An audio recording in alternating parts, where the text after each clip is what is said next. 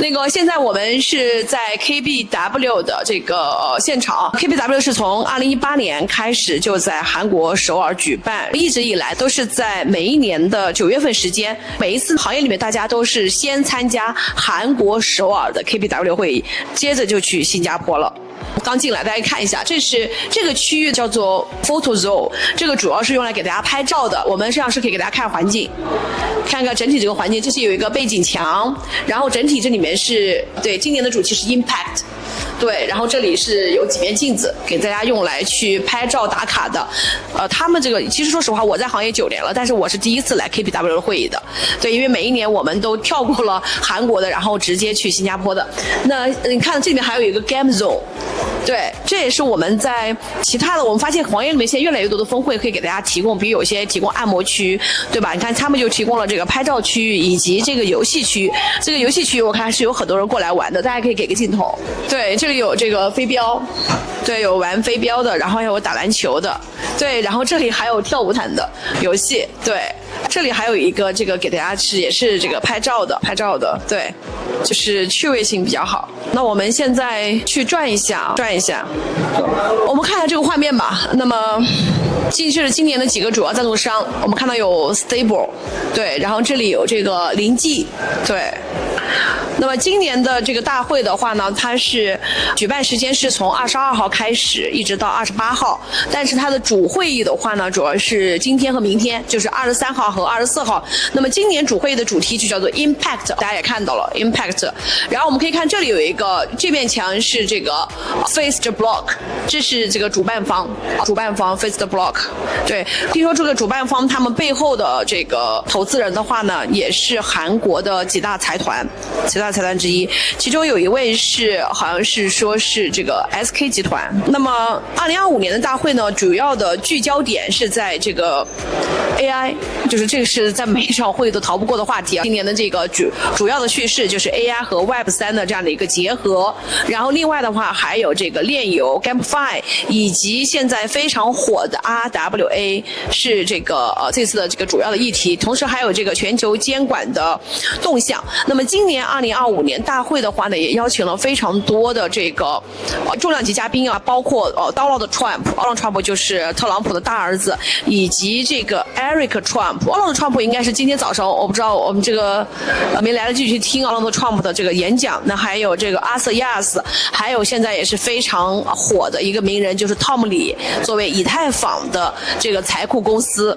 Tom 李也来到现场。那么今年的这个赞助方也给大家讲一下，一会儿我们去现场可以看一下，有黄金赞助、白银赞助。我们重点看黄金赞助，今年有这个 UCharLink， 然后今天的话，我看我们 Tech Hub News 的这个新闻资讯 ，UCharLink 好像发现这个倒闭事宜。一会儿我们去到它的展位的时候，也可以跟 UCharLink 的人去沟通一下。还有 Chili's， 然后 Sign、Baby Bloom 等等。然后今年的这个周边活动啊，特别多。对，围绕着这个 KBW 的会的话呢，它其实全年都有活动，全年有780多场。然后呢，昨天其实陆续已经有了 BNB 签的活动呀，包括 DWF Labs 的等等活动等等很多。那我们现在去主会场看一下，走 ，Cecilia， 你觉得好吗？好，这个真的是很有意思。我们一会儿来拼一个我们的品牌，拼一个 Tech Hub News， 再拼一个 Loop Space。好，但是我们可能要去取一下，这里还有，但是不够。我们一会儿来拼完以后，我们再来过这里拍个照。中午休息的时候，大家可以给整个画面。我觉得这个区域弄得还挺好，大家可以在这里去表达一下自己的想法，还有展示自己的 logo。OK， 这边还有这面墙，也是做的是我觉得是蛮有意思的，因为我们也是参加很多的活动和会议，这面墙也很有意思，有点像这个名人墙。对，我来拍个照。对，我们可以给个画面在这里。对，这是 KBW， 大家可以给个画面在这里。KBW 2025年，大家看一下，这是我看了一下，和官网对了一下，这其实就是今年的我们大会的领奖嘉宾。大家可以看一下，其实来了很多重量级的这个人物。对，我看到了 HackVC、BitGo、ChainLink 这些都有。给大家，你可以画面走过一下，这就是今天所有的这些2025年这2天的主会场的演讲嘉宾。对，看到汤姆李了，对 ，Bitmine 汤姆李，看到这个 Donald Trump。对 ，Eric Trump 在哪里？应该也是有的。对他们俩真的长得很像。给大家看一下今天整体的这个会场，在这里的话，你可以看到今年的这个主要的这个赞助商。这张牌子大家可以看一下。OK， 对，我们可以给个画面吧，就可以看到今天的这个会场主要的4楼是这个 B Sum 的，然后我们现在所在的楼层其实就是 L 层，就是 lobby 层。对，那我们就按照这个顺序来走吧。走，我们先去 Arcade Booth， 往那边走。这次雅美女打个招呼给大家。对，因为今天主要是我们俩给大家来做这个主播走。Hello. So you are the staff of this project? Kind of, actually. Yeah, but I'm helping them. Oh, help them. Oh, okay, thank you. So this is a Korea local project, right? Local project. Local project. Korea local project. A local project. Local. Yeah. So what's this project do? Global 프로젝트는 아니고 앱이에요. So This is our video. Okay. so this is a global application which is made in Korea. Yeah. Oh, okay. Yeah. Okay. So what's this project do? So actually they are like doing marketing. Yeah, to like let people know their company. So if you are like setting up their application in your phone and sign up, and then if you show that, and they give you a present like Okay. this one. Oh, Yeah. I know. Yeah. But I want to know more about this project. What does this project do? Okay, so I will ask him actually. Oh, okay. I think you can first ask them. Okay. So thank you for your translate. Okay. 이 회사에 대해서 소개해달라고 하는데, 그러니까 이게 왜, 그러니까 뭘 하는 뭐 회사인지, 그러니까 왜 이 프로젝트를 하는지. 그래서 제가 일단 이거는 일단 이 회사를 마케팅하기 위해 하는 거라고 했는데, 근데 이 회사의 어떤 그러니까 어떤 회사인지 뭐. 저희는 KBW 주관사예요. 원래 주관사. 주관사고 웹3를 모르시는 분들한테 좀 웹3. 블록체인을 모르시는 분들한테 조금 더 쉽게 다가갈 수 있게 이제 퀴즈도 내고 대신 퀴즈를 내면서 보상을 제공하고 그걸 사용할 수 있게 하는 앱이에요. 블록체인. 네, 블록체인에 대해서 블록체인 퀴즈들이 있어요. 그런 걸 맞추면 포인트를 주고 포인트로 실물 상품들로 뭐 교환할 수 있고 이런 리워드예요. 아, 꼭 오늘뿐만 아니라 원래 그 어플이 네, 그런 식으로 해서. 리워드 앱이죠. 아, 리워드 앱. 아, 네. Okay, so yeah. Look at this. Oh, okay. Then you can see this the picture here. Yeah. Okay. Are you like broadcasting in China? Yeah. In Hong Kong. In China, Hong Kong. Yes. Yeah. So I am showing in Hong Kong this broadcasting. Okay. Yeah. Okay. So they said they are like the organizer of the KRW basically, and this application is like the let people know about the blockchain. Yeah, the people who doesn't know well about the blockchain. So if you like join the application, yeah, then you can like see the quiz about the blockchain, and Okay. So they do the education you can, yeah. in Korea. In Korea, yeah. Okay. But, So they have the application. yes, but not just in Korea. It's a global application. It's the global. Okay. Yeah. So in their application, how they make people to know blockchain? How to do the education? Yep. They use the video or. No, so they are like giving you a quiz, and you are trying to like solve them, and also Quiz. What's this quiz? about blockchain. So if, for example, when you like learn the history in school, yeah, after like studying that, you have to like solve the quiz, right? Yeah, it's like that. So Okay. you can also absorb the like knowledge as you like Okay, cool. try to solve the Interesting. quiz. Yeah. Okay. Thank you for your help. Thank you. Okay. 然后我们真的就是 Map Protocol 这个项目的话，我觉得已经做了很久了。然后是做跨链协议的。然后呢 ，Protocol we in the Hong Kong have a lot of conference. We haven't seen Map Protocol to have booths or have the after party. But in Korea we can have we see Map Protocol. Why this time you want to sponsor the KBW? Okay. Yeah. I'll start with introducing Map Protocol. So basically, Map Protocol is the omnichain swap infrastructure for Bitcoin, stablecoins, and also tokenized assets. So what we do is just do cross-chain swaps between different routes like chains like Bitcoin, Ethereum, BNB, Tron. Yeah, so we have So the map protocol is do the cross chain, right? correct cross-chain bridge. You can call it cross-chain swap also. Yep. And then why we are sponsoring is because we do actually have a lot of users in Korea. So we wanted to reach out to them, like share what we are doing, and also to let users know more about us. Oh, okay. So today in the KPW, what you have the promotion? Have any promotion? Right now we have this event over here with BitTum. And it's a voucher you can claim for 1,000 Maple worth. Yes. Oh. Yes. So come over here. Okay. You can get some vouchers. But I always see a lot of ordinals. They are nine to get. I think maybe the scorer, right? Yes. So I think maybe you need time to tell them no. Also, we will give the map, right? Yes, correct. And also come over here. We have a lot of other swags together. Okay. Yes. So also now you can get the voucher of map. Okay. So each will get how many? Each person can get one piece. What you need is to have a BitTum account itself. Oh, okay. Yes. Cool. Okay, thank you. So, can you just tell our audience about what's the plan of Map Protocol this year? Sure. So we have a few roadmap upcoming. Firstly, is we are going to integrate the XRP and also the Doge coin.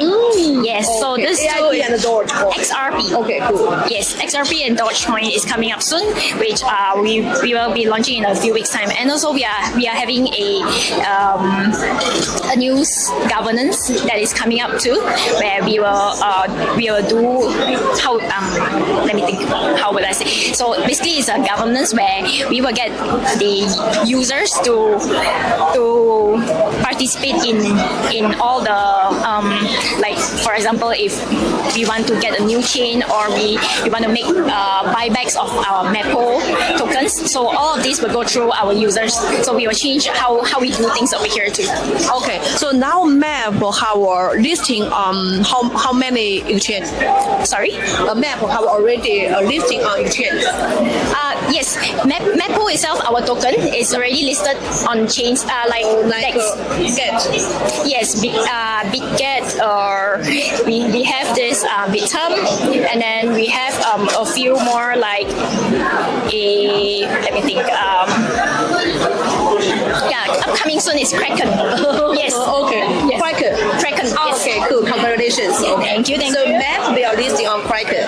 Yes. Okay, big news. Okay, Yes, thank yes. you. So, Upcoming soon. Map to do Map we are listing on the Korea-based exchange like Upbit. Yes, all the mainly the big exchange in Korea we have Maple on it. Yep. Okay. Looking forward. Okay, thank you for your interview. Okay, thank you. Okay, so we can get right? Yes, sure. Okay. Okay, thank you our okay, thank you.这个你肯定不了，为什么？因为你没有可以上不上路。必须韩国本地人。对，韩国本地上路那。就送给韩国本地朋友。那可以。 OK，谢谢。可以拿一下，放我们包里面。对 ，Thank you。这些是可以直接是有空投代币的。对，空投代币，但是我们需要有 BSM 账户，但我们正好有一个。然后其实我感觉这里全是韩国散户。可以啊，我知道呀，这里全是韩国散户。现在一直都没停过。哇，放包里面。我跟你说，这个韩国市场真是不一样。我是第一次来 KPW， 我也是，因为以前我都是直接去新加坡的。那我觉得 KPW 的活动比真的是都是韭菜，都是 users， 真的是不一样。蚂蚁，每个是蚂蚁。对。那个到咱们是蚂蚁。对。这个是蚂蚁。这个展位要多少钱35000。35000U啊！然后还得赞助一些那个奖品，要不加一个策划。哦。再加上做过年无料估计4.23万，哇，大手笔，而且这展位还不大，比较值。但比较值。江南大红豆，大视频那是放江南。哦，地铁出来就是天天狗熊。是整个大会给的。大会给的，对，这次。啊，可以给我们看一下吗？哎 ，hello. Nice to meet you. Nice to meet you. I'm Elma from Hong Kong. Hi. Okay, so this is Easter. State tax. It's Texas. Okay, so backed by the co-founder of Tether. Yes, so Oh, is one of cool. the organizers and Okay. key investors. Now let's Steve come. He's the spokesman of. 1 minute, I okay. don't like being on the camera. It's Okay.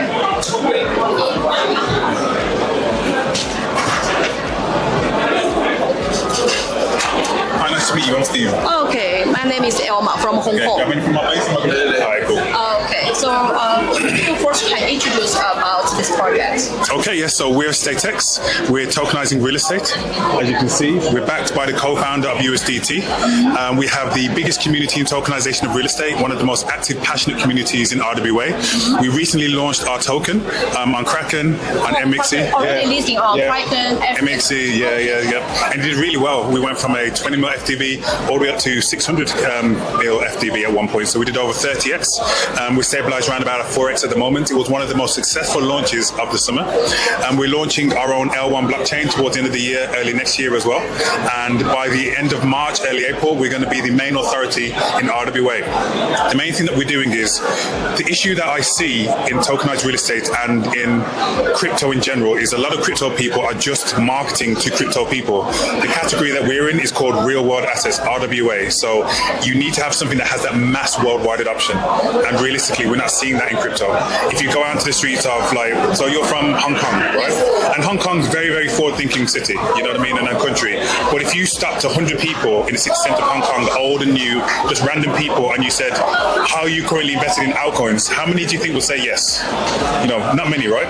Yeah. Like a small amount. But if you ask those same people, have you ever thought about owning a piece of real estate? 100% are going to say yes. So it blows my mind. Why are people creating RWA companies and not doing it for the masses, for that mass worldwide adoption? With the StateX, we're making a change to that. We're bringing the real world into RWA. So it doesn't matter if you're a crypto person, doesn't matter if you're a doctor, if you're a student, even if you're over $100, we're making investing in real estate simple, affordable, and accessible to anyone, anywhere. Even if just $100, you can actually be a property owner, own a fraction of the property. Okay, so East Texas is a public chain, right? It's a public chain. It's a what? You are public chain, or you are built on other chain? So we're on Base and we're on Solana, and then we're also building our own L1 blockchain early next year. Oh, okay. Okay. So now I think maybe you are help the RWA to online, right? To on-chain, right? Yeah. So now, how many projects you have already helped them to do the RWA? Got you. So it's a good question. So our L1 blockchain is launching in about 2 to 3 months. So right now it's our own product. So we're tokenizing real estate. So we're selling properties. Our first real estate property sold out in 5 minutes. Okay. Yeah. So we're selling our own properties, and then, as I said, in December, January, we're launching our own L1 blockchain. That's when we're going to be tokenizing other projects as well. And it's not just going to be real estate. It's going to be sports teams. It's going to be multi-platinum selling music artists. It's going to be digital real estate, GPUs as well. So we're tokenizing a lot of things, and we have a platform that's a seamless transition from Web 2 to Web 3. So like Amazon, Uber, it's very easy to use. So our platform's like Tinder and Amazon. You swipe through the buildings, you click, you add the cart, and within seconds you own that piece of real estate. We're making investing in real estate as simple as online shopping, so everybody can do it. Okay, so now how many users you are already have? So we have 200,000 users signed up to the platform, and then we have many wallet holders as well. Okay, so these users in which districts? Like in Hong Kong, do you have Hong Kong users?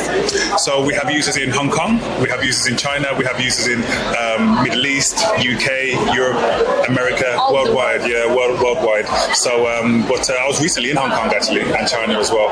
And RWA is massive in Asia, isn't it? You know what I mean? So we're going to be doing a big Asia expansion very, very soon. Okay, yeah. Thank you for your introduction. So what are the questions you have about RWA, and what are the main things that you think is important within RWA at the moment? Yes, because the RWA now in Hong Kong is very hot. It's very hot. Okay, But I think now a lot of the traditional people, they don't know how to on-chain. Yeah. And that's the importance. Like, a lot of people don't understand. Like, if you're deep in crypto, you think the whole world is crypto, but realistically, it's not. You know, most people in the street don't understand. And to expect somebody with TikTok, with YouTube, everyone's attention span is very, very small. So you can't expect a Web 2 person to learn Web 3. It's not going to happen. So you need to create a platform like a StateX where the person is operating Web 3, but they still feel like they're in Web 2. That's the difference. Now everybody can use it, and there's no learning, and it's that seamless transition from Web 3 to Web 2. That's what we're doing. We're making it accessible for everybody. We have to bring the real world into blockchain. You know, the sports fans, the music fans, the property fans, we want to bring them all in, and we want to make it very easy for them. And that's how we can change the world, because crypto needs to be better and better. You know what I mean? Bitcoin needs to be past its all-time high. We know Bitcoin can get to 500,000, Bitcoin can get to 1 million, but it's not going to do that with the same people buying and selling in the big institutions. We need the real world coming into crypto. And what sector is going to be doing that is RWA. RWA is very easy, it's non-threatening, and the real world can understand RWA and get into crypto. So what we're doing is very important, and the feedback so far has been absolutely phenomenal. Okay, thank you. Thank you for your introduce. Okay, you're welcome. Okay. So can we have our contact? Yes. This is my contact. Yes, my team. So your team also based in Hong Kong, you have a Hong Kong team? So we don't have a Hong Kong team. We have an international. We're based in Dubai, based in Netherlands, Luxembourg, UK. But we have advisors and team members in Hong Kong, but we don't have a base in Hong Kong. Oh, okay. So you have team members based in Hong Kong. So also this is a exchange, right? Yes. We have two tokens. We have a utility token, ESX. We have two tokens. We have a utility token, ESX. That's what's launched on the exchange. Then we have a security. That's what's launched on the exchange. Then we have a security token called Propex, which is where you buy your property with. So Propex, which is where you buy your property with. So it's like a stable token. Stable token.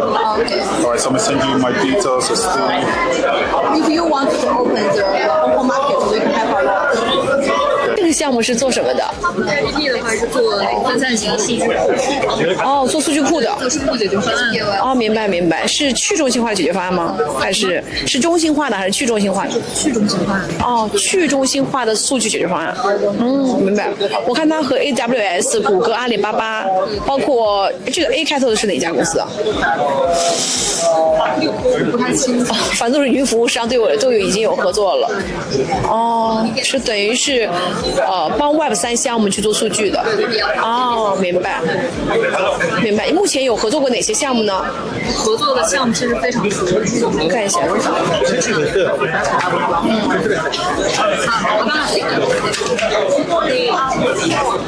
OK, thank you。像那个网易游戏啊什么的都是我们。哦，但是这些的话呢，更是中心化的呀。他们是中心化的。哦，他们是中心化的。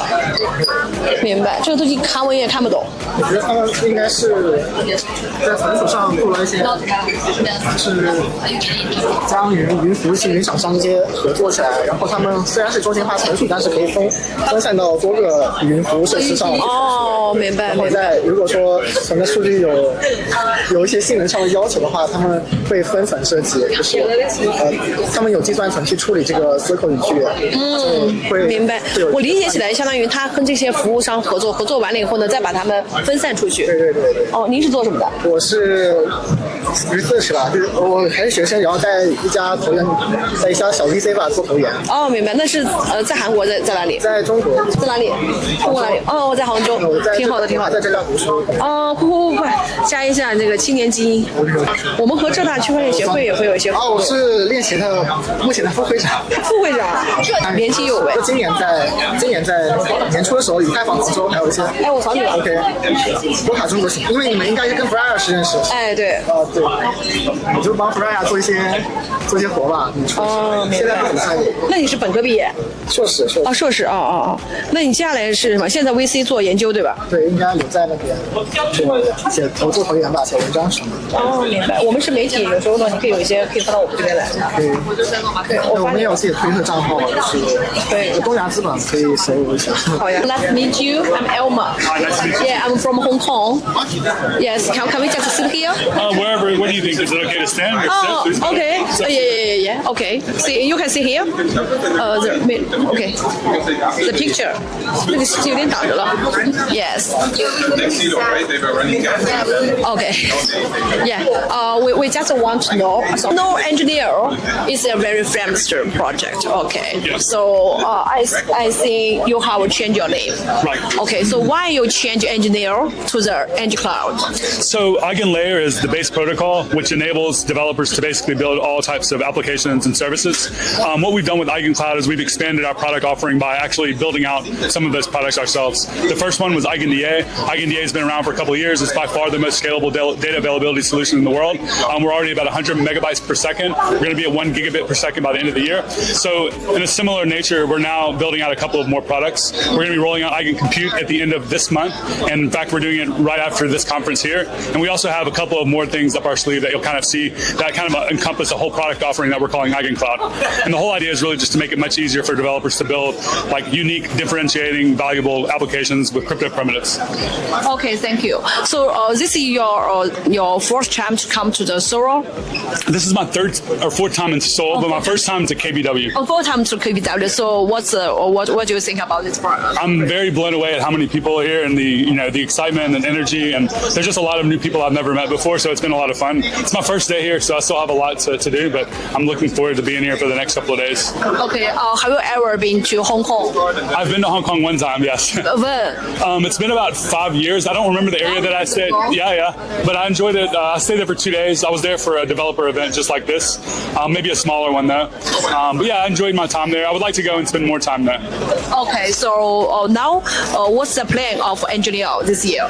Well, we have a lot of things that we're kind of now going to be launching to encompass the whole product offering of EigenCloud. So September 30th of this month, we're going to be making some initial announcements then, and then we're going to be rolling out improvements as well as new products throughout the rest of the year, and we're going to kind of end the year on a very high note, we think. Okay, so do you want to open the Chinese market? Yes, we have a lot of different communities that we're building in different parts of the world, really all over the world. We have APAC, we have India, we have Asia in general, and that's definitely one area we'd like to do a lot more. I know that for Latin America, we have a lot going on. We have a lot going on in the United States and Europe. Now we're definitely focused on the entire Asian market, actually. Okay. Actually, at the end of this year, we wanted to open a Chinese builder conference. Okay. I don't know if engineer they want to. We would love to learn more. So definitely, you should send me the information and give me some ideas around the dates and the locations, and we would love to make it possible. I would love to make it myself.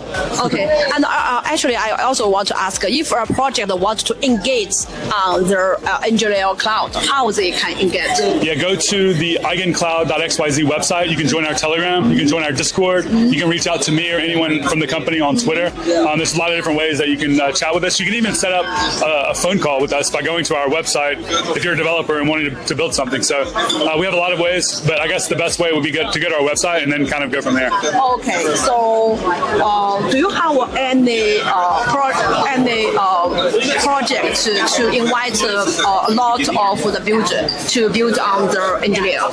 Yeah, we have a couple of things that we'll be launching in alpha at the end of the month. The first one is EigenCompute. It's very, very simple way to build verifiable applications. We'd love for a lot of developers to check that out. We just announced a big partnership with Google Cloud with their AP2 protocol, which enables AI agents to have multiple different tools all combined with their existing A2A, which is communication, MCP, which is like a general standard for tool calling and context. AP2 enables the payments. So we're working with them on a lot of different things really in that area. And we have like an open source code base developers can fork and build, but really AI and AI agents are kind of like going to be one of our main focuses, and you're going to see a lot of the result of that work coming very soon.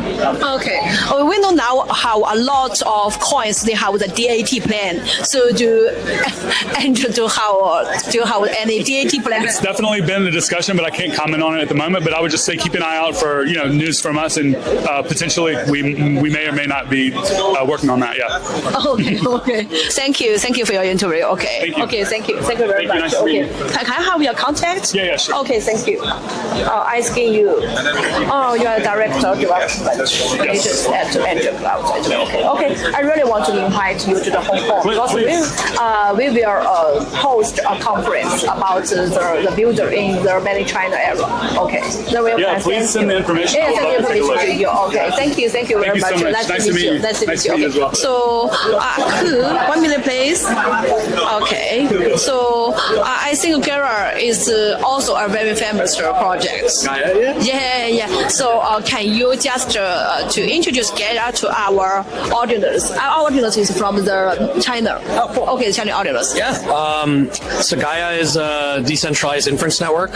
We allow you to attribute, validate, monetize inference on chain. We're allowing everyone to own their own knowledge, share it, and monetize it on chain. We have over 700,000 nodes globally, and we, I've been working on getting unique IP onto our database. So from NASA to Qualcomm to Fitch Ratings and all kinds of enterprises and governments have started using us. So, and now we've launched a Samsung phone with our Gaia Edge OSS.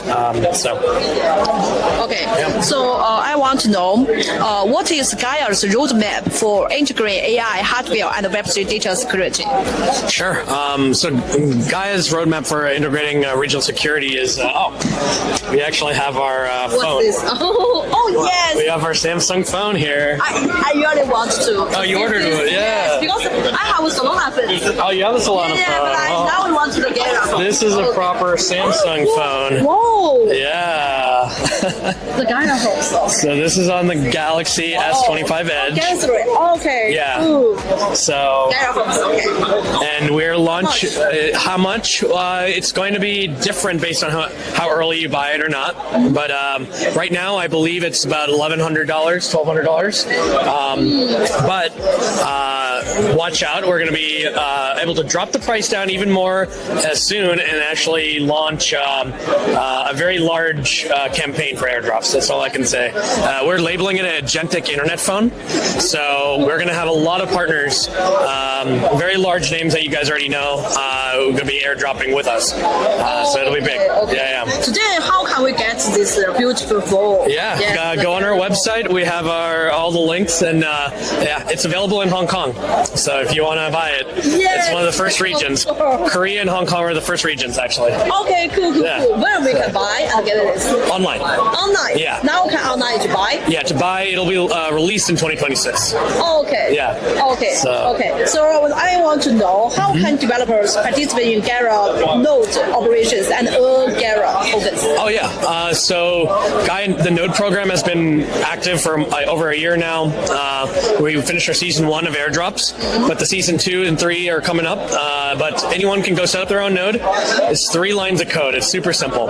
So anyone can set it up, create an agent. We're launching a marketplace of agents that can trade, can do all kinds of different tasks. Okay. So what are Gara's sector-specific solutions for industries like finance and engineering? Yeah, so we're a big focus on DeFi coming up. We have industries agnostic. We've done stuff with IP, with agents that can speak. We just someone made an agent with Pudgy Penguins, an agent that you can talk to your Pudgy, for example. But DeFi, I think we're launching Agent Launchpad soon, where you can earn to create agents, and then there's a prediction market attached, so you can actually bet on which agents are best. So we think that's the best way to make sure that agents, are competitive and stick up to what you want. Okay, so that's Gara supposed to interoperate with other blockchain layer. We're a consensus layer. We're not an L1 or an L2. We work with all chains, so you just have to bridge. Yeah. So now Gara have a listing on which exchange? Right now we're on Kraken, KuCoin, BitGet, and a few others. Yeah. Okay. So now haven't listing on the Korea exchange. Yes. Well, hopefully we'll get Korea exchanges very soon. But we're also aiming to get on the Coinbase side. We're already on Kraken in Europe and US. I know. So now we see how a lot of project tokens they have the DAT plan. Yeah. So we also Kong Gaia, that you have any DAT plan? We have to look out for it. We're backed by one of the largest hedge funds in the world, SIG Capital. That's our joint venture partner, $190 billion hedge fund. Actually, they're the first investors in ByteDance. They were the seed check into ByteDance, the team that invested in us. So, they know financial markets. Just look out for the plans of that and similar structure. Yeah. So, have you ever been to Hong Kong? Many times. I used to live there. Yes. You live I used to live in Soho. Yeah. In the center or in the coast? Soho. Oh, in the Soho. Yeah. Okay. Of course. Cool. So this is why you have first opened the Hong Kong and the Korean market. Yes. I mean, half of our team is actually in Singapore. Mm-hmm. So we have over 20 employees in Singapore, mostly Chinese team, actually, and about 6 developers in Taiwan. Hong Kong is great for the financial markets. So what do you think about the difference between the Hong Kong markets and the markets? I think Hong Kong is different. It's financial heavy, right? You have a lot of financial, institutional investor, retail investors, but Korean market is incredibly interesting. It's retail crypto. Retail crypto, number one is they want their tokens. They want a high upside, but I respect them. It's like what stock markets in the rest of the world are. Here, people earn their alpha through crypto, and the rest of the world should look at the risk taking, and that it works in Korea. It's because you can balance regulation with retail profits. So I think Korea has done it well by allowing so many people to participate, bet on crypto companies. Not everything will succeed, but there's a lot of profits and a lot of companies to come out of it. And look at the KBW. It's a huge conference because everyone wants to come to the Korean market. Yes. So this is the first time you to come to this conference. I came the first KBW ever, 2018. First time ever. Okay. And we're our investment. Different between the first time and the year. The price of Bitcoin is different. Yes. Price of Bitcoin is very different. Very yeah. And other people are it was much smaller then. I think now you have way more institutional builders, a lot of serious business people, a lot of proper governments. I just did a talk on stage, and Eric Trump just gave a message before that. In 2018, no one. It was still kind of rebellious. So Yes. Okay. And we wouldn't have been able to launch a phone with Samsung in 2018. Okay. Yeah. Thank you for your interview. Thanks a lot. Okay. Thanks a lot. Appreciate it. 你用我们的为什么没拿到？小朴，就是我们小朴，就是我们在那个国会的那个。哦，你好，Nice to meet you。这客户就是啊。怎么样？转了一圈吗？转了一圈，我们刚开始从下面转上来，对，刚开始。哇，我觉得韩国市场真的太棒了。今天那个民议员还演讲，看到了吗？没看到。他讲了。哦，明白。我们先转一圈。好啊，我觉得韩国市场太好了。是吗？对啊，所以我们要快点开始。对，我们有转了。你什么时候走？我星期4。好，那在这前咱一起吃个饭。好嘞，谢谢明浩，拜拜。So, can you firstly to introduce your project to our Chinese audience? Absolutely. Or do you want me to hold it? Or perfect. Yeah. Hi, I'm Billy. I'm the founder and CEO of Intuition, and what we are building is the native chain for information finance. So, kind of what blockchain has historically done for the world of finance, we're trying to do the same for information. So, democratizing its value capture, democratizing its distribution and discovery. So basically, the way the world works right now is we spend all of our time and energy and attention creating data for these big tech companies that then turn around and monetize that data for trillions of dollars, and we see zero. So we're wasting our most valuable resources creating this data and information for companies that don't give us any of that value back in return. I think the stat is like less than 1% of value capture of data goes to people. It all goes to the big tech companies. And so we are a solution to that. So as you kind of contribute data to Intuition, you retain ownership of that data. And then as that data gets used, you make money for having contributed good information. Okay. Thank you. Your name is Billy. Sorry. Billy. Okay. Founder and CEO Billy. Okay. So we are from Hong Kong. I'm Tech Hub News and Loop Space 225. Okay, we have some questions want to ask you. Okay, so the first question is how does Intuition ensure the authentic and the integrity of on-chain trust signals and atomic knowledge? That is a really good question. Nice. Yeah, that's good. So we don't is the answer. So as soon as you have a protocol that decides what's true or false or right or wrong, like that's a slippery slope of censorship. So Intuition itself doesn't, say whether or not anything is true or false or right or wrong. All we do is let things say things about things with verifiable authenticity. So in Intuition, everyone has to, all information, all data is signed with a private key. So you know the identity through like which is originating the data, or you have kind of have this provable provenance. But we don't take an opinion about what is true, because with most things, truth is kind of this fractal prism of perspectives, as opposed to this binary black and white that we've been fed over the years. So we're trying to escape this model of things are just like true or false. And what that allows us to do is we can also do subjective information about stuff. So like, is this wallet good? Like that's not true or false. It's just a person's opinion about things. So that's kind of our approach to that. What applications do you want to see? So we want to solve kind of, I'll do two examples. So one is decentralized search. So the way that you discover information online right now, whether it's through Google or ChatGPT or whatever your country's equivalent of those things are, you always have to go through an intermediary. You always have to go through the algorithm that someone else has created, and you only see what they want you to see, and you don't see what they don't want you to see. And that's very dangerous because they get put into this position of extreme power where they get to control the flow of information. They control what's history, they control what's true, they control what's false. Like that cannot be the way things work. So we need to, one use case is decentralizing the way that we discover information. The other is it's the same thing but in a different format. So let's say you're going to look for a product to buy or a book to read or a podcast to listen to. One voice from one person I trust means more to me than 10,000 anonymous reviews from accounts I don't know. Like even though I just met you, like if you said, oh, here's this, thing that you should totally check out, I would trust that more than all the anonymous reviews online because we know it's botted and we know it's flawed and we know that no real people are really performing these actions. So what we allow you to do is kind of see the voices of the people you trust wherever you are on the internet, whether it's shopping for products or looking for something to consume, whatever it is. Okay. So do you have any plan to have collaborations with other decentralized AI? Yeah, so we're partnered with like most decentralized AI companies already.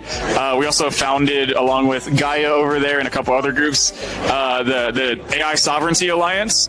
So it's us, Gaia, Lit, Collabland, Recall, Billions Network. There's like a contingent of people who are kind of forming around trying to like keep AI out of the hands of the big tech companies. So yeah, we're partnered. That's like one alliance, and then we're partnered with like Zero G and a couple others on what we're really good for in that piece of the stack is reputation of people and agents. So what everyone's building towards is this coordinating agentic swarm where the agents need to work with each other. So if you need to, find the right agent for the job, how do you know which is the right agent? Like you need agent reputation.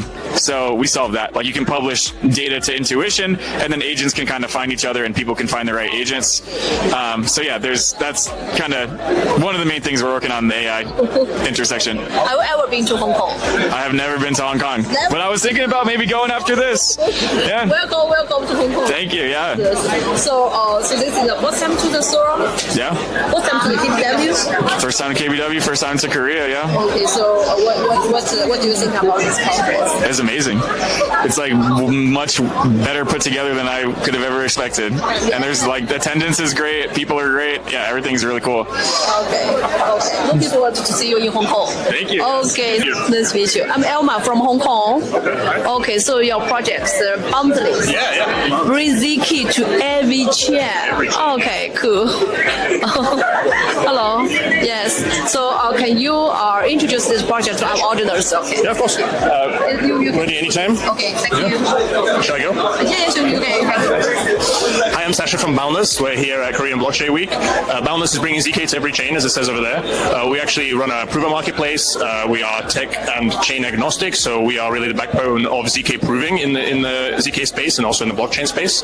We're having a great time here today. Lots of people everywhere. It's my second time to Seoul, and I'm enjoying it. Otherwise, yeah, that's Boundless. If you want to check out Boundless and find out more information, please head over to boundless.network. Okay, so this is your first time to the store? Second time. Second time? Yeah. Okay. So the first time to the KBW? First time to KBW, yeah. Okay, so what do you think about this? It's busy. There's a lot of people. Yes, it's great. I mean, there's people really like the gacha machine over there, right? That the thingy. So, but no, it's been good. Nice people to talk to. Interesting people. I didn't know that Korea loved crypto so much. So. Okay, so where you come from? London. Oh, London. Okay. Very beautiful city. Yeah. I really want to. Have you ever been to Hong Kong? I have. I was born in Hong Kong. You was from Hong Kong? Yeah, I lived there till I was. You speak Cantonese? No, I lived there till I was 6 years old. So I went to Cantonese school, but I don't remember. Yeah. You don't remember? No, okay. no. So, have you bring your project to the Hong Kong and join the Hong Kong government? You miss Tina, but she's from Hong Kong and she works for us. She's just the woman you saw before. She's behind. I think she's behind here. Yes, we. Yeah. She'll be around again. But yes, we do have Hong Kong and also China in general. We have.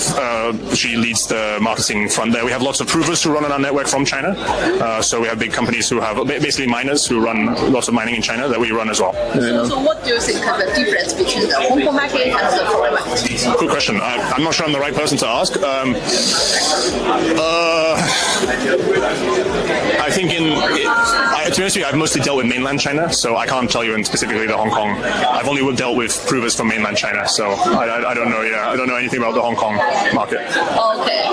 So, due to your project, I want to ask you a question. So, how does Boundless improve the efficiency and the cost advantage of the ZK of blockchain? Oh, great question. Yeah, Boundless kind of connects people.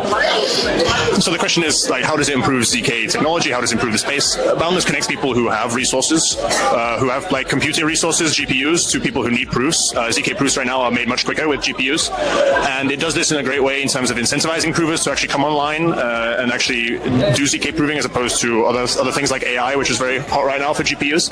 But in general, it's a universal ZK protocol. We are tech agnostic, we're ZK agnostic. The power of ZK is that it's standardized, so you can use these ZK proofs and consume them on Solana, on Ethereum, on OP chains, all these other chains, all through our protocol. So it can bring in a lot of different ecosystems together. So why every chain needs ZK? Yeah. Why you need to bring ZK to every chain? Yeah, great question. I think it depends on your perspective, but a lot of chains want to have a better user experience. They want to run quicker. They want to feel a bit more like Solana in terms of clicking and half a second later or even quicker things work. Right now, in EVM chain specifically, we have layer 2s that allow you to do something similar. They come with some trust and security assumptions. So even Ethereum itself wants to ZKify over the next few years, and that brings ZK straight to the L1. In the meantime, while we wait for Ethereum has to take a long time to do this type of stuff. People want ZK now, and so there's a demand for it to improve their user experience on their chains, to improve the general security and trustlessness of their chains. So that's why we are filling that demand and bringing ZK to every chain because of that. So what are future ecosystem partnerships with traders, and are there open programs for nodal operations in the development? Say that question again, sorry. Yes. What are your future ecosystem partnerships? And are there open programs for node operators? For nodal operations. Yeah, perfect. So the question is, we'll start with ecosystems. Definitely, we focus a lot on a couple different verticals. So we have a lot of roll-ups coming online who are maybe interested in ZK but don't know quite how to get into ZK. So we work with Bitcoin roll-ups and Ethereum roll-ups and other ones. So we work with Bob and Tycho and these other ones to Treya. That's a great vertical for us. But we also are working on DeFi protocols to improve the user experience of the DeFi, bringing ZK to those protocols, both on Ethereum and Solana. And we have a few other ones, but you're very free to check out our long list of interesting information on boundless.network. In terms of open programs for node operators, yes, we do. So we have opened mainnet last week. We had our token launch event. And so right now, if you go onto boundless.network, you'll find out information about proving, the incentives for proving. So we call a node operator a prover. So you can get what's called proof of verifiable work rewards. You can stake. You can get rewards for staking. And then once you stake, you can run a node. judge, as we say, or approver, and then you can earn extra rewards as approver. So yes, we do have open programs. All the information is available on boundless.network. Okay, so how many chains you have already? How already have operation with them? How already presented to them? Good question. I'm an engineer, so I don't know the specifics, but I'm going to go with like at least 10. But yeah, I don't know the specifics. Okay, thank you. You're very welcome. Hello. You're from Japan, right? Okay, we are from Hong Kong. Yeah. So you are Japan's help project to open the Japanese Web3 market, right? Yeah. Okay, cool. So can speak English or just Japanese? Where we Lao Street. Yeah. Yeah. Okay. Can you? I think maybe I will ask you 1 to 2 questions. Is okay. Okay. So this is your first time come to Korea? No, not the first time. Yeah. Okay. So what do you think about the difference between the Korean market and the Japanese market? Yes. You can speak Japanese. It's okay. It's okay. Also, we have translate, right? Yes. Okay. We are translate. Okay, I speak Japanese. Yeah. まず vibe が違う。It's different. The vibe in the people are different. Yeah, the Korean market and the Japanese market. Yeah. And 日本では Is that okay? 日本ではあんまりクリプトが精通してないんですけど、韓国ではとても熱狂的な方が多いですね。はい、って感じです。なので、なんて言うんでしょう。もう全部が違いますね。文化背景が違うので、文化からその違いが垣間見えるかなっていうふうに思ってます。Yeah, that's right. Okay. So, have you ever been to Hong Kong? Yeah. Okay. So, what do you think about the Hong Kong market and the Japanese market and the Korean market? What's the difference? Yeah, hotter than Japanese market, right? Yeah, I think so. Yeah. So, Okay. なんか規模感で規模 I think the scale is different between like Japanese market and Korean market or Hong Kong market because like Japanese market is not really big now, so it is pretty different.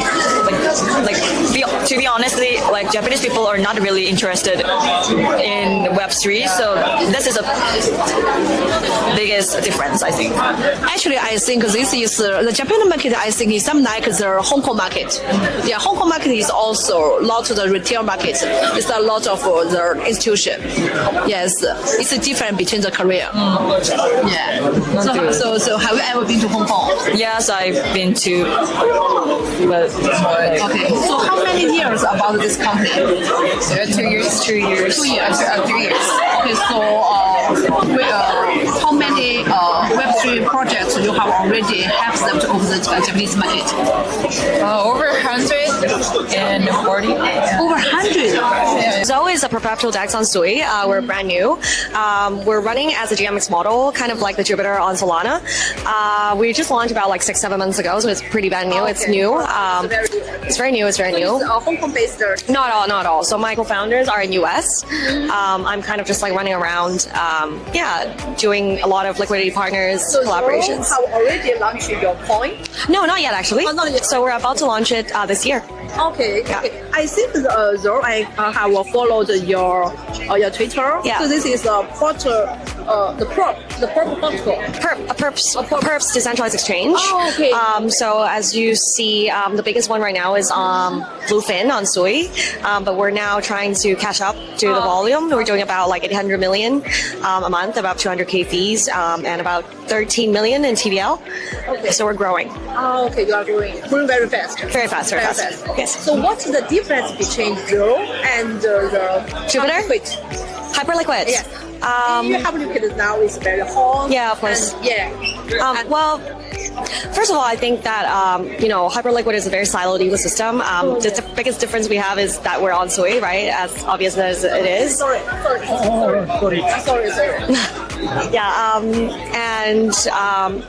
We have a GMX model, and we actually have a lot of LP and vaults programs and fees that we actually provide for our LPs, and they're actually gathering about 3 to 5% of BTC yields as we open up these vaults as an actual product on our DEX. So that is something that Hyperliquid is not doing.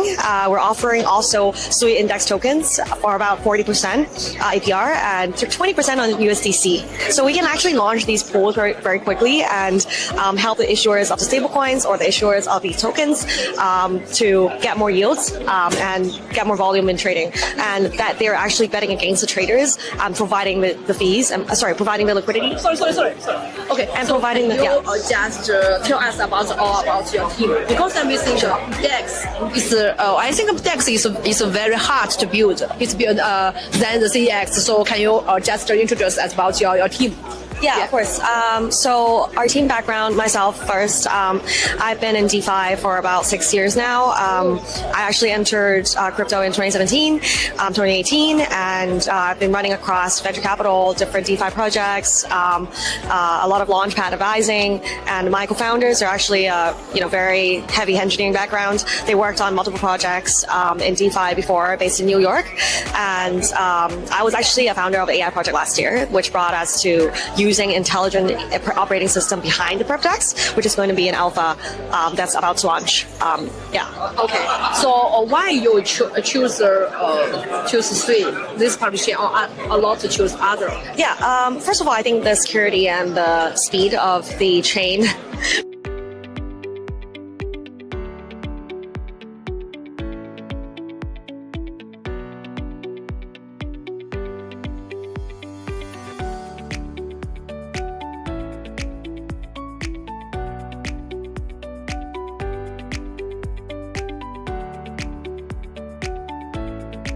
Really matter. Mystic upcoming kind of a potential. I think it will take some time, but it can be a Solana. You're both also on the proof test. Potential.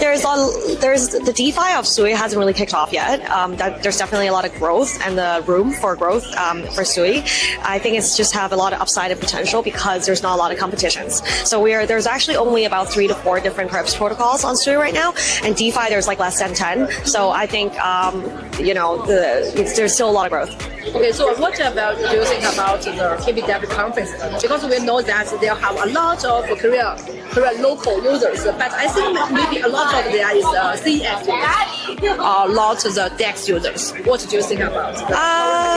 I'm not, we actually haven't really entered the Korean market just yet. That's why we're doing this sponsoring with ice cream. But I think that there's quite a lot of traders in Korea. That's really worth, captivating as an area, as a region, as a whole.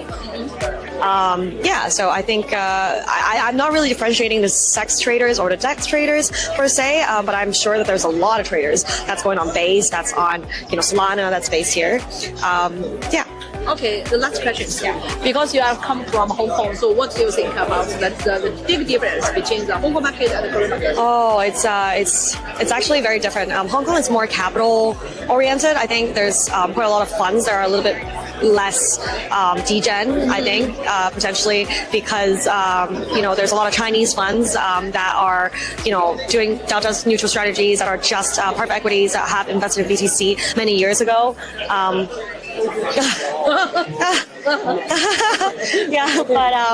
I think Korea is, I think people are much sophisticated in terms of trading. I think Hong Kong as well is just that the marketing and in general the communities are just way more intact and tight, less dispersed and all over the place. I think it's more concentrated in Korea, whereas Hong Kong is. I'm not really seeing as much. Well, Hong Kong was like the leader back in 2018 with all the exchanges that are spawned, from Hong Kong. FTX was actually in Hong Kong, right? Yes. Yeah, but I think it's died down a little after COVID. But I'm hoping that it's going to come back up. And we do have a lot of Hong Kong traders using the platform as well. Okay, thank you. Chairman's is the Hong Kong-based Web3 media. Oh, cool. Okay. Yeah. So you're from Magic Eden? Yes. It's a very famous project. I like to think so. I really like this project. Okay, and we have a community. Everyone to get the diamond of this project. Yes. Okay, cool. So do you have time to have? Sure. Yeah. Absolutely. Okay, cool. So your name is Poppy? Yes, Poppy. Okay. So Poppy, maybe first time you can introduce yourself and the magic ad to our audience from the Chinese. Perfect. Yeah. If you can host this. Of course. Yeah. Ni hao. Poppy, head of community at Magic Eden, as well as leading events and some other things. I'm the head janitor. And if you're not familiar with Magic Eden, we're the #1 NFT marketplace on Solana and the #1 place to trade ordinals on Bitcoin as well.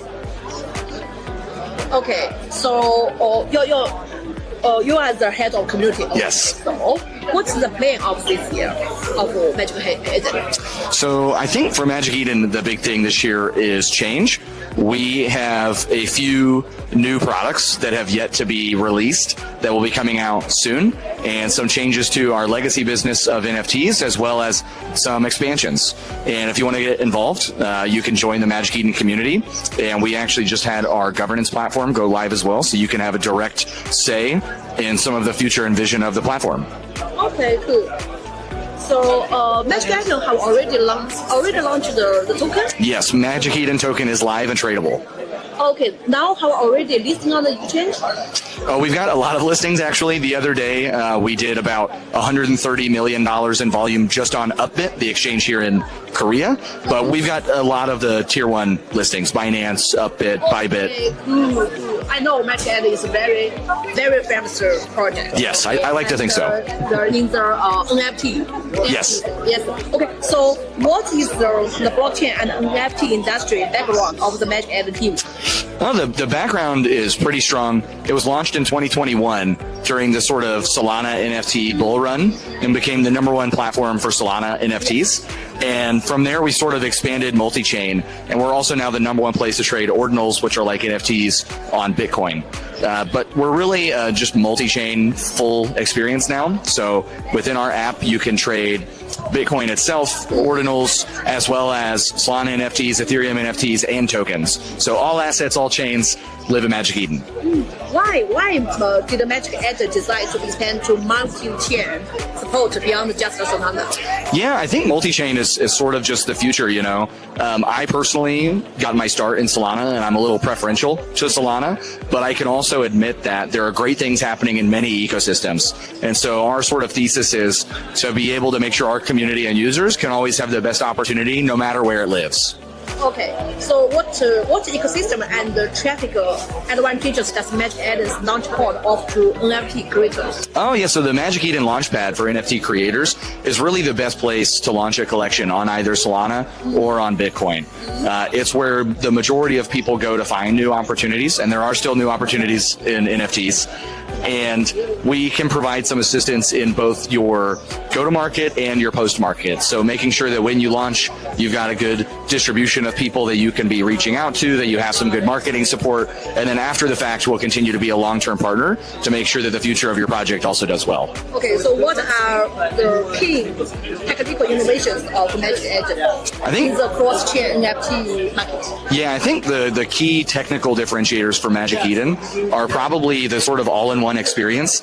A lot of people will say that they're kind of all-in-one platform, but they're actually missing a lot of assets. I think probably the key one is it's very, very difficult to build directly on Bitcoin.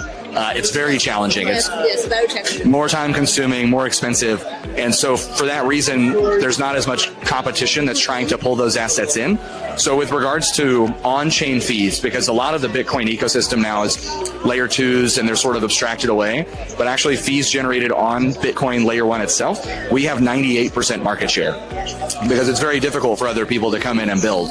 So I think for us, you can go to a single place and trade those assets, your Solana assets, your Ethereum and L2 assets in a single experience and in a single sort of frame. And that's like a big differentiator. And it's something that's really challenging for other people to come in and try to do.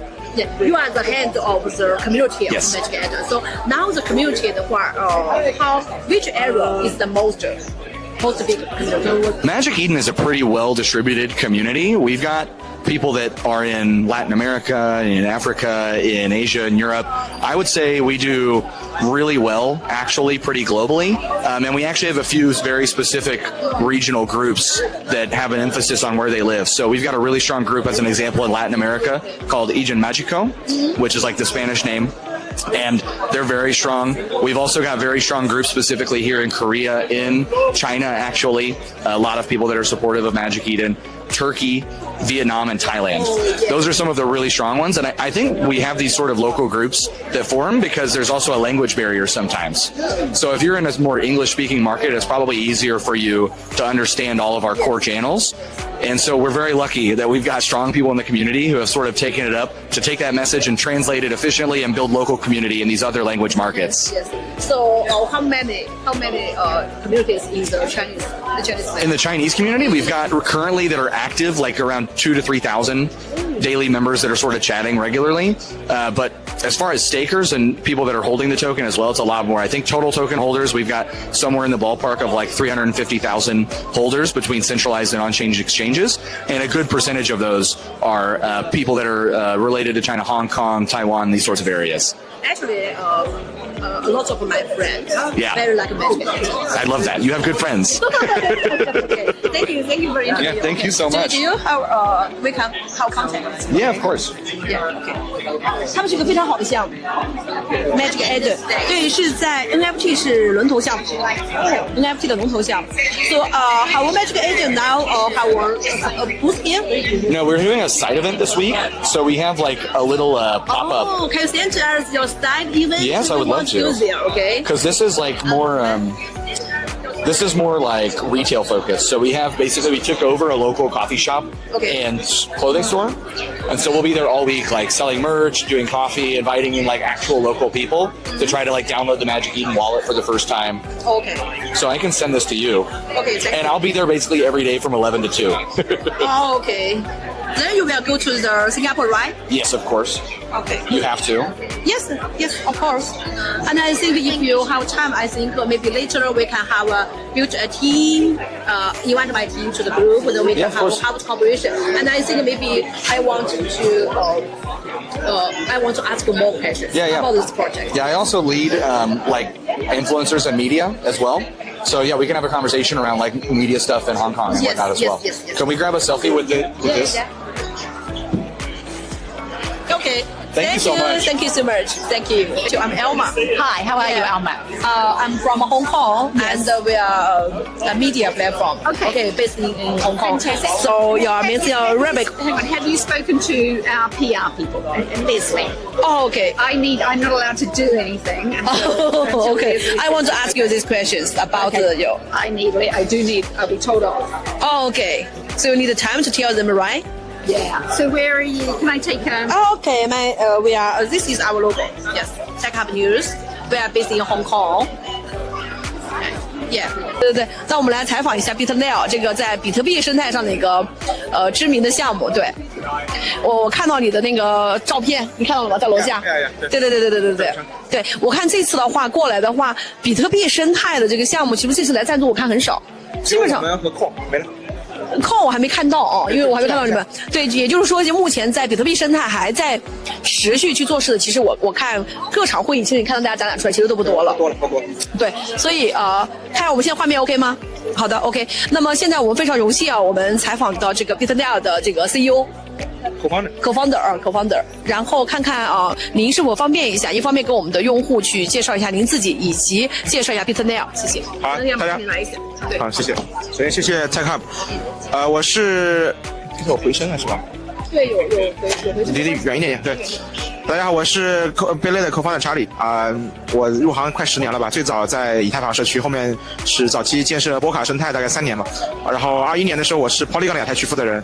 当时负责 Polygon 的开发者关系和 BD 在亚太区带了很多项目，然后是23年最早接触了铭文，然后我们23年的11月底成立的 BitLayer， 当时也是最早一批开始致力于打造 BVM 的建设和研究的一个技术团队，然后我们是24年的4月份成立的主网，现在去年也是我们 TVL 最高的一个比特币2层。然后今年我们重点重心也往 YBTC 转，我们上线了我们主网的 BVM 的跨链桥，然后 YBTC 呢也大概几千个在跟 Sui、Solana、Base、Arbitrum 很多生态有合作，探索给比特币的用户探索链上的 DeFi 的这个收益然后 KW 这是我个人是第4次来的 KW 了，对，当然这次代表就是作为 co-founder 在一个项目之前当然是个人投资人或者是只是个散户来看一看 ，KW 主办方也是我们的投资人。然后刚才你也讲了。Fablock 也是我们投资人，然后我跟他们创始人已经认识4-5年了，也是作为赞助商也是支持他们，然后也是仅有的2个比特币的项目，有展台有主舞台，明天3点40分是我的 panel， 对，在主舞台，然后对，韩国社区对我们很重要，韩国我们也有很多战略宣发，后面也会发布利好，韩国社区大家也知道是山寨的 token 的现货市场最主要的一个必争之地啊，兵家必争之地加比特币其实也是很重要的一个市场，我们的一个老对手加老朋友了，像 Stacks， 一直以来 Stacks 的代币在阿币的交易量都是前10了，在过去的4-5年里面。对，然后我们的技术等于基本上是 Stacks 这样一个比特币侧链的一个下一代的一个革新吧，基本上也是这样去对标的。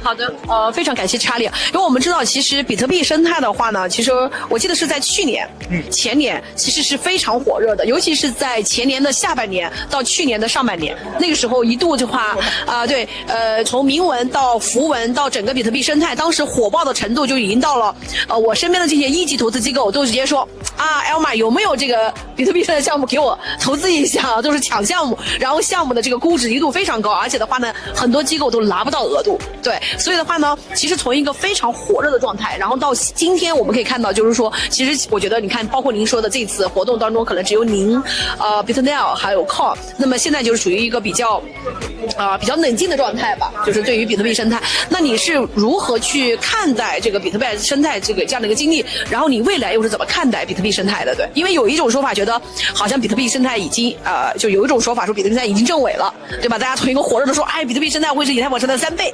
对吧？然后到现在觉得比特币生态证伪了，你怎么看这个问题？很好的问题啊！首先，比特币生态这个定义和界定的范围在越来越迭代。最早大家认为就是什么 BR420啊、铭文这些，就是等于在比特币一层上创造一个衍生品资产，有点 meme coin 的交易这样玩法。第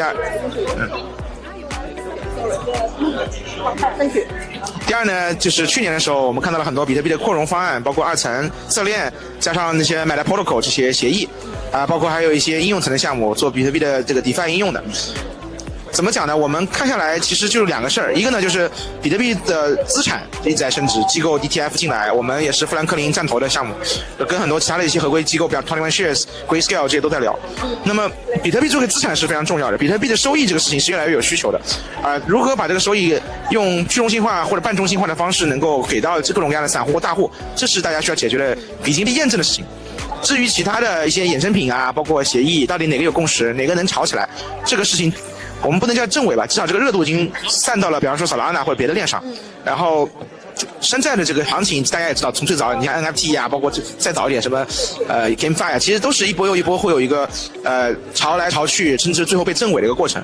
那我觉得就是我们坚守几个我们是看到的一个 product market fit， 就是产品和市场的一个匹配度的东西，我们去坚持做。所以我们把 YBDC 做成一个就是发行量比较大，而且在各种各样的靠谱的头部生态都能合作的一个重要的一个 wrapped 的一个 BTC 的资产，用我们这个新一代的这个 BVM 的跨链桥解决方案去生成，而不是只是多签。那么这把这2个事做大做好，然后我们也有我们的足够的收益和一个发展，那我觉得就是能够长期发展下来。对。实际上这个的我理解起来，因为我其实今年早些时候呢也采访过杜老板，我知道杜老板也是你们很重要的投资人，对。那么杜老板当时跟我说，就觉得是明年上半年的时候，这个比特币生态他说会有一个技术上一个很大的突破，这第一点。第二点就是像您所说的，其实现在有很大的这样一个需求，就是说怎么样把比特币生态和 UAV 生态之间，对吧？能够跨链去交易。其实过往的话，大家也讨论很多，有各种各样的一个解决方法，但是呢，到目前为止，其实还没有一个特别成熟的、安全的这样一个跨链解决方案。您刚刚说的这个 YBDC， 在我理解起来，和之前的这个 WBDC 是一个WBDC 我们认为叫第一代的比特币的 wrapper 的一个把比特币印到以太坊或者其他生态。第2代是 TBDC， 是一个 POS 网络这样的一个技术。我们是第3代 YBDC 是第3代，等于是用 BitVM 这样的一个去信任化的、去中心化的一个桥的解决方案来做。可以用理解技术的来说，就是用比特币的脚本，不需要硬分叉、软分叉的情况下，做一个欺诈证明，在比特币链上，然后有一个锁 UTXO 在目标链 Mint 这样的一个 YBDC 这样的一个机制。然后呢，它是1-N 的一个信任模型。所以这个呢，就是刚才1-N，跟多杠 N 的区别就是1-N就只要有我们的这个整个的安全这个 committee 里面只要有一家是安全的，它没有被害，它唯一安全的问题就是敞口就是说所有的 operator 都被害，都被那个黑了，那会有这个问题。但最近昨天看到的不幸的消息，Utalink 被 hack， 包括之前 Bybit 被 hack， 其实都是多签，其实多签 hack 的问题。那多签就是说3-4、3-5，比方说绝大部分的这个多签的这个持有者的私钥都被黑客黑了之后，那整个这个桥也好，还整个的这个流动性池就不安全了。对，没错。那么我们认为多签不是一个最终解决方案，就这个原因。明白。那可以给大家介绍一下，比如说Ethereum的代币 BTR 的整个代币的这个设计的这个模型，它是如何兼顾这个治理激励，还有整个生态激励的这个。OK， 好。BTR 是我们的自己代币，我们有我们的网络节点，我们有我们的链的节点，然后都要质押我们的 BTR 代币做 staking 做 validator 才有可能获得我们的桥的 bridge 的收益，桥的跨链收益。还有 gas fee 的收益，这是第一个。第二呢，就是有治理，就是有投票嘛。我们的 fee switch 未来 BTR 也可能会成为我们的 gas fee 本身。现在是就是 wrapped 的一个版本的2层的我们的 BTC 是我们的 gas fee。对，然后第三呢，我们也在探索跟 BTR 资产探索跟很多的就是储备公司的一个合作。我们有一个大的利好，在10月份也会发。我们一个美国头部的一家比特币的储备公司也是我们的投资机构。然后我们也在探索我们作为一个收益的一个合作伙伴，跟这样的比特币的这种储备公司怎么去合作。对，那 BTR 作为其中一个资产环节也会在其中。期待这个好消息。然后感谢查理，感谢。然后我觉得这个我个人还是非常看好比特币生态未来的这个发展的，但是这中间可能要经历一个过程。对，恭喜，谢谢。我们 Hello, nice to meet you. I'm Elma from Hong Kong. Brian, nice to meet you. Okay, nice to meet you. You also from I used to live there 4 years. I moved to Dubai. Okay. So you live in Hong Kong, which area? I lived in Central. Oh, Central. Okay. I'm in Cologne, but I'm office in the Central. Oh yeah. In the center. Okay. Oh yeah. I worked for Block 1 back then, and we were in Centrium Tower. Oh, cool. So you are usually in the Block 1. Yes. Oh, okay. So I used to run Block 1's ESBC fund. Oh, okay. Now I want to ask you about the stablecoin because this is a very famous company and this is powered by the Tether. Yes. Right? Okay. So the first question I want to ask you about why did Stable choose USDT as its native gas and settlement foundation, and what user experience and compliance advantages does this offer? Yes. Sure. So our decision to use USDT as the settlement currency and also as a gas was predicated on the fact that USDT is 3/4 of the stablecoin market globally. Using a large token that has the reach globally was something that we found as like being paramount to having success. So in building Stable as a stable chain that allows for fast, efficient, safe, and gas-free transactions, it was a no-brainer for us to look to Tether as a partner for USDT. Okay, I have seen that these days you have launched about the cooperation with the PayPal, right? Okay, so how does Stable achieve stable settlement and gasless global peer-to-peer transfers? Sure. So we built an EVM compatible chain, and with that we are able to leverage all a great tech stack that allows us to have precompiled or we're working to build precompiled transactions, and with that we also focus on having a smart validator network that allows us to have that less than second finality for our transactions. And PayPal, the support that we've had from PayPal has been a really good testament as to how PayPal views having a dedicated payment network as being important for PYUSD. So having an investment from PayPal Ventures was a huge component for us. It was a great indicator that we are on the right track if someone like PayPal is identifying us as a leader in the space. Okay, so what is the Stable's strategic roadmap for partnership, like with the PayPal, Tether, and other major stablecoin or payment players? Sure. So I think one of the things that Stable has done a really good job on is finding out those industry partners that are interested in utilizing blockchain and stable currency in order to compete with traditional financial markets. So those transactions right now are cumbersome. There's a lot of high fees and there's a lot of delays. We are building a system that any financial market can integrate with USDT or USTA in the US or PYUSD. All those are eligible to are able to transact on our stable chain that Stable's building. And with that, we're building the payment rails. So I think building a payment rail system has been what has been necessary to get from 260 billion under management to $1 trillion. Okay, so what proactive steps is the team taking for the compliance, asset safety, and the global regulation adoption? Yeah. One more time. Yes. Sure. Yeah. So for the compliance part of this, we've done the work to make sure that we're the OFAC compliance setups, and that way we're able to have a safe safe payment network. So the difference between stable chain and traditional layer 1 protocols is that we are not a general purpose. So in the general purpose, you have to interact with a lot of other dApps, while we are a payment network. So that payment network gives the safety and security and the speed, while also removing the volatility of a gas token. So you mentioned earlier, we use USDT for gas fees as well as on the on-chain currency that we're moving back and forth. So how will stable drive adoption in real-world assets? Yeah, like real estates and cross-border trade. Yeah. So right now with cross-border trade, people are looking to get, are already using USDT and similar tokens.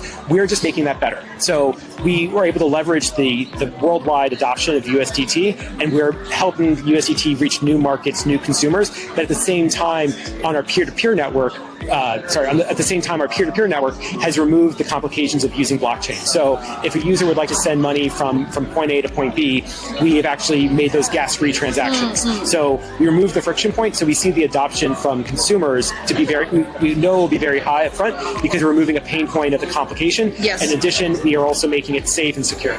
Okay, so can you give me some examples of how these solutions will be implemented? Sure. So I think one of the things that I know that I'm most excited about, and I think the rest of the stable team is excited about, is later this year in Q4 we're launching our mobile app. You can right now there's a great wait list that already has hundreds of signups and over the 1,000 signups I think we just broke a few minutes ago since launching today. And with that mobile app, you're able to, as the end user, remove the complications of having to remember your token address and rather use a human readable address, and you can transfer currency in real time, instant with finality, and that way you're able to move money that was normally cumbersome or slow or high fees.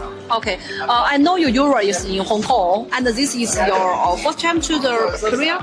Yeah, I've actually, so we work with a lot of teams here in Korea, so I had the pleasure of being here previously. So this is the longest time I'm spending in Korea, but not my first time. I'll definitely be back more. Oh, okay. So what do you think about the difference between the Hong Kong market and the Korean market? Sure. I would say in terms of the market, obviously every market's going to be different. I sometimes look at more of a macro level, like what Asia is doing different than Europe and different than the US or North America. But from there, I would say a big noticeable factor of Korea is the retail trade. So the retail crypto trade is huge in Korea, and I think that is something that is unique to Korea, which is a very strong component, why we're here, why we're having all the great feedback. So I guess that's kind of like a very local difference. Okay, so I know you have joined the Web3 industry for many years, and or you can open the market of the world. Can you just share about why the Korean market is how so many retail users? Why? Sure. I mean, I can't speak for the. I can explain more what the current market looks like now. The factors that went into creating that market, I think that is very specific. I think mobile phone adoption is very high in Korea. I think that there's a high education and high financial literacy. So I think with those aspects led the Korean market to embracing a new technology. So I think Korea, as we all know, is a leader in very good technology in the hardware sense and also in software. So with those components, it was a very perfect setup to embrace new technology. I think Korea hasn't been afraid to embrace new technology, and it happened to be that crypto is one of those. So now you're also based in Hong Kong or based in Dubai? I live in Dubai right now. I live in Dubai. Why you just changed? So it was opportunities. So there was a really good opportunity for me to join a great team in Dubai and got me to move there. So Dubai is more international than Hong Kong? No, I think they're both extremely international. I would say the majority of my day, being from America, I spend very little time in both those places with Americans. So I would say for me, it feels very international in both of them. Okay, thank you. If you can give advice to the Hong Kong government, what you want to see, to talk to them, because you know the crypto natives people, what they think. Yeah. Sure. So I obviously can't speak on behalf of the people of either government, but I would say, you look at what the U.S. has done with the Genius Act, where that was predicated based on the wants of the people. So the citizens of the U.S. were embracing cryptocurrency and stablecoins, and there was the issue that there wasn't the regulatory compliance that was in place in order for other expansions of cryptocurrency use. So I think the U.S. did a great job the U.S. did a great job generating the Genius Act, which allowed for that certainty in terms of using cryptocurrency and stablecoins. And as we see now with Tether being able to launch USAT, that enables them to have the ability to even go farther. Okay, thank you, Brian. Thank you for your interview. Okay, nice to meet you. Yes, I'm Elma from Hong Kong. Yes, and we are now on the live stream. Oh wow! Hey everyone. hello. Okay, and we want to know about Peak. Yes, and I see the machine there is very friendly. Okay, so maybe I think first time maybe you can introduce yourself and your project to our Chinese audience. Absolutely. Okay, thank you. Perfect, thank you. Hello everyone, my name is Leonard. I'm one of the co-founders of Peak, and Peak is a layer 1 blockchain which is powering the machine economy. Yes. And when I say machines, I mean robots, like those humanoids which you've seen before. Yes. There's like a robo-cafe, but also sensor networks, energy networks. Any smart device can be connected to Peak and become part of the machine economy, where those machines transact with each other and do business with each other. Okay, and I see Peak is found on 2020, right? And have a lot of projects to do the RWA or the DP, right? Yes. So we started Peak, as we know today, in 2021, like we early 2021, and like since then we have a massive ecosystem, more than 60 applications live already. There are DePIN applications, there are now tokenized machine applications coming as well, machine DeFi applications as well, and AI applications too that are machine focused. So there's a lot happening. Okay, so I want to ask you, what have been Peak's most significant milestones and deployments in the DePIN and the machine economy space over the past year? The first question. The first question? Yes, what have Peak's most significant milestones and deployments in the DePIN and the machine economy? So just today, actually, we've announced the first tokenized robot being on-chain. It's a vertical farm, and people can co-invest and co-own it, and it's located in Hong Kong. Wow. And we announced this today, just on the main stage 1 hour ago. Thank you. Okay, so how do machine NFTs function in the Peak network, and how real-world assets values brought on-chain? So with the machines, they get a SDK installed, and that gives them an identity on the network. And once they have an identity, they can transact with other machines and authenticate. They also get a wallet for payments. They can get paid and pay other people. So like the SDK onboards machines to Peak, and then they have a key, identity, and access as well, like a wallet, like a bank account. So we really want to know what successful partnerships or ecosystem initiatives has the team launched to attract industry leaders and developers. Yes, so we have a partnerships. We're working with Bosch, for example, biggest sensor manufacturer in the world. Telecom, Deutsche Telekom, one of the largest telco companies in the world. Lufthansa, Europe's largest airline, right? So we're working with a lot of real-world players on building the machine economy, and we're also having a partnership with the United Arab Emirates. Okay, so that machine there is also launched by your company. It's not launched by our company, but one of the robots that can be on Peak. Yes. Also your partner. Yes, basically. It's one as our intern. Okay, so what are Peak's next priorities for machine DeFi, RWAs, and cross-industry adoption? Absolutely. So our priorities are to really the stack of the machine economy is almost there, the first version. We're now onboarding, we're creating frameworks for tokenizing machines, bringing all those assets on chain, and really making sure that the whole stack is easily to use, and any builder can come and just build applications for the machine economy and onboard machines and devices with ease. Okay, so this is the first time to the Korea? Yes, this is our first time in Korea. And the first time to the KDW? Yes, as well. Okay, so what do you think about this conference? Amazing. So much happening, so many people, high energy. You can really see people are very interested in crypto, and we really like it here. So what do you think about the difference between the Hong Kong market and the Korean market?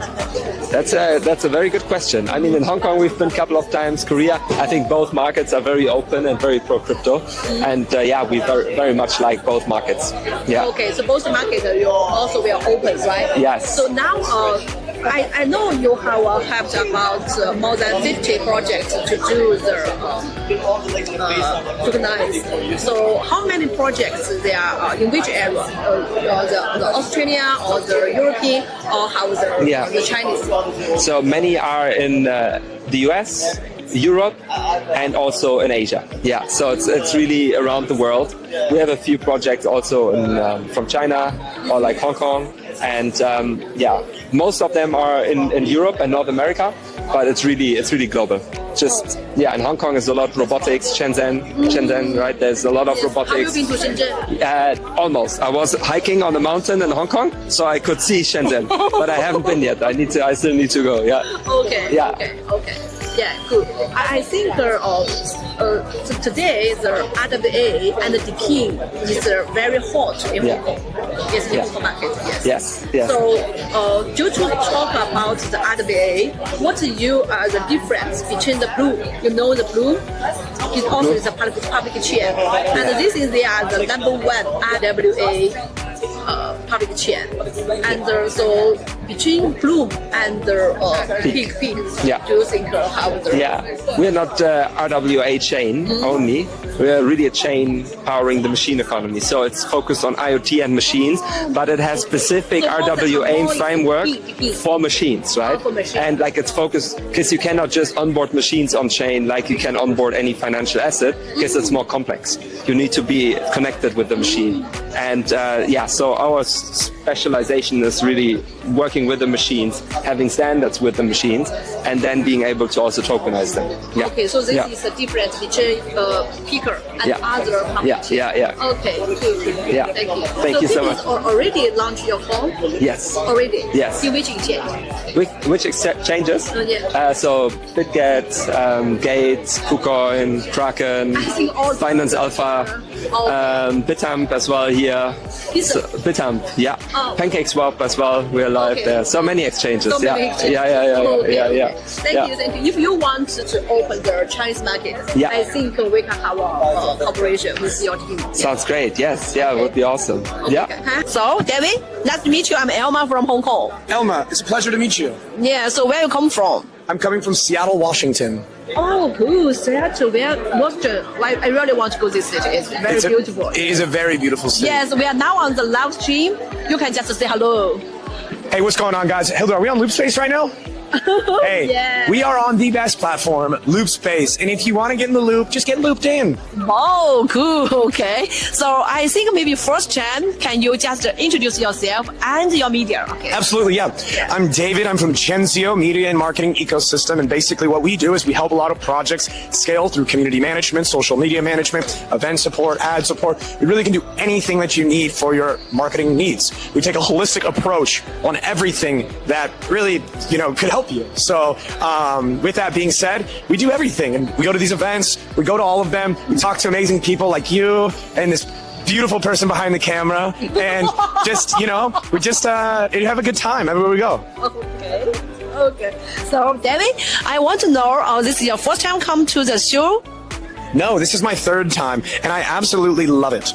Oh, okay. So the third time you come to the KPW? Yes. Okay, so what you think the difference between the 3 times come to the KPW?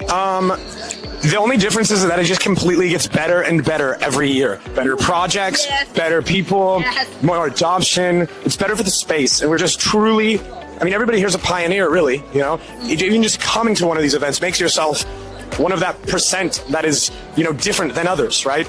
We're willing to try new things, take the steps towards advance. So, I want you to share some interesting things about you come to this year's KPW, like the after party or the whole day. What do you want to share to us? Well, I'll tell you this. We have a lot of good projects we're working with right now. There are a lot of good side events, and I'll make sure that we put them in those comments so you guys can maybe, even if you're here in town, you can come to them. But really, everybody that we work with is great, All of the projects that we collaborate with and we have an opportunity to work with is an opportunity to just be better. And so, in terms of showing anything, everybody in our ecosystem, I love you guys. Okay, so David, I want you, have you ever been to Hong Kong? Yes, I have been to Hong Kong. I love Hong Kong. Okay, so what do you think about the difference between the Hong Kong market and the Korean market? Well, I mean, and I could be wrong, but I feel like a lot of the projects are being funded through China, correct? And so, yes, there is a mass amount of opportunity when you go to Hong Kong because there are a lot of projects that are, you know, maybe Chinese based, but they're based out of Hong Kong. And there's just, I mean, one thing I have noticed is a lot of companies, for example, in Korea, like to work with other Korean companies. And whereas in Hong Kong, it's a little bit more international, they're a little bit more open to working with projects outside of Hong Kong as well, right? And being that we are an American company and have the opportunity to help, let's say, you know, you, for example, get more exposure from North America, then we're able to actually produce more for them as well. Okay, so Derry, you are from America. Can you tell us about the latest news about the American market? Well, it's actually going fantastic. Right now, I don't know, you know, depending on what you bought, but for a lot of people, this is a very good time, right? So in terms of the market in the space, really what I can say. You like the President Trump? What? You like the President Trump? Trump. Yeah, I'm not going to comment on that. Why? Why? Because, but he is in favor of crypto. Yes. Okay. Cool. Okay, cool. Thank you, David. No.